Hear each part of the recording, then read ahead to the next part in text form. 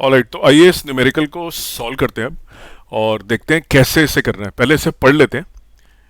तो सबसे पहले इन्होंने दिया है कि inductor of inductance L is connected to an AC source V is equal to 100 sine omega t. तो ये तो बहुत यूज होने वाला है इसका। ये इक्वेशन जो दे रखी है इसका भी यूज करना है हमने। द ग्राफ, तो दो अच्छे सोर्स ऑफ इंफॉर्मेशन है हमारे पास। देखिए, पहला जो सोर्स ऑफ इंफॉर्मेशन हमारे पास है वो तो होगी इक्वेशन, राइट। इससे हमें काफ़ी कुछ मालूम, महत्वपूर्ण जानकारी मिल जाएगी। और दूसरी हमें इक्वेशन, तो एक ग्राफ दिया हुआ है और एक हमें दिया हुआ है इक्वेशन। इन दोनों का तो यूज़ हम करेंगे इसके अंदर, right. So this is my graph which I am going to use and this is my equation.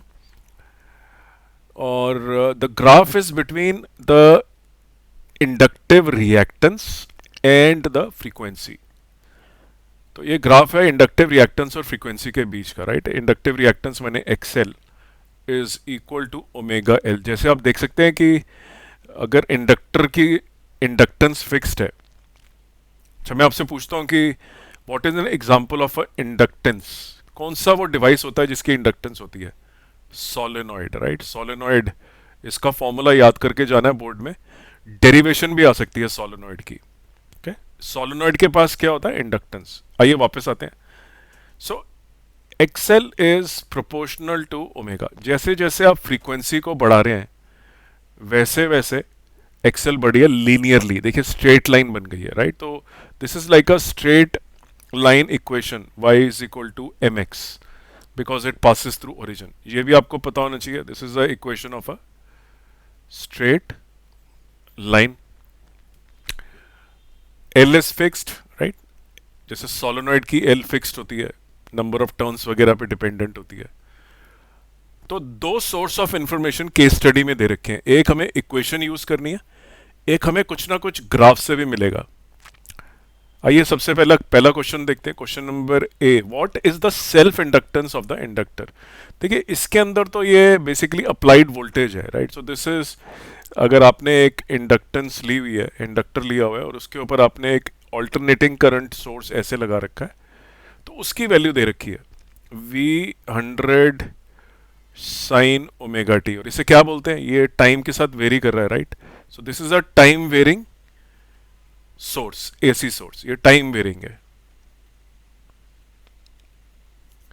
Inductor, तो इसके अंदर L की वैल्यू चाहिए हमें, तो we have to find this L, right. तो इसका मतलब ग्राफ से ही मिलेगा। आप देखिए, ग्राफ में एक्सेल और फ्रीक्वेंसी अगर मैं देखूं तो this is the relationship. Part A की मैं बात कर रहा हूं। XL is proportional to omega is proportional to 2 pi F, right. What is omega? Angular frequency. ये आपकी नॉर्मल फ्रीक्वेंसी, जो सिग्नल की फ्रीक्वेंसी ओमेगा है। ये स्ट्रेट लाइन बनी, इसकी स्लोप मतलब XL divided by the frequency is the slope of the line. तो ये जो स्लोप है इसकी tan theta, where this is theta, perpendicular upon base, perpendicular upon base, perpendicular upon base. कहीं पे भी अगर मैं कैलकुलेट करता हूं, मैं पहला कैलकुलेट कर लेता हूं।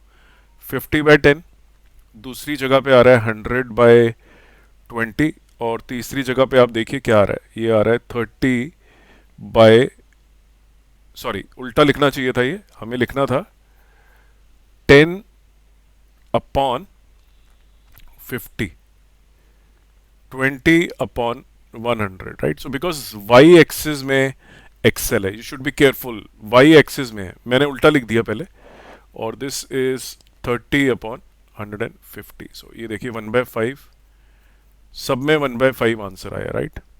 सो 1/5 हेनरी एल की वैल्यू आ गई हमारी। XL is equal to omega L. XL, XL Y axis में है और ओमेगा एक्स एक्सिस में है, तो एल आ गया हमारा। तो सबसे पहला हमारा answer inductance L is equal to 1/5 henry. I hope this is clear in your mind. ये समझ में आ गया आपको, उम्मीद करता हूं मैं। क्वेश्चन नंबर 2 में जाते हैं, बी में। If the AC source is replace by the battery 100 volt. अब देखिए, बैटरी जो है it is not time varying. Time varying के लिए sine omega t cos omega t लिखा होना चाहिए, तो टाइम वेरिंग नहीं है, इसमें कोई टाइम से कोई परिवर्तन नहीं है। doesn't change. So voltage is equal to 100 volts. It's a battery.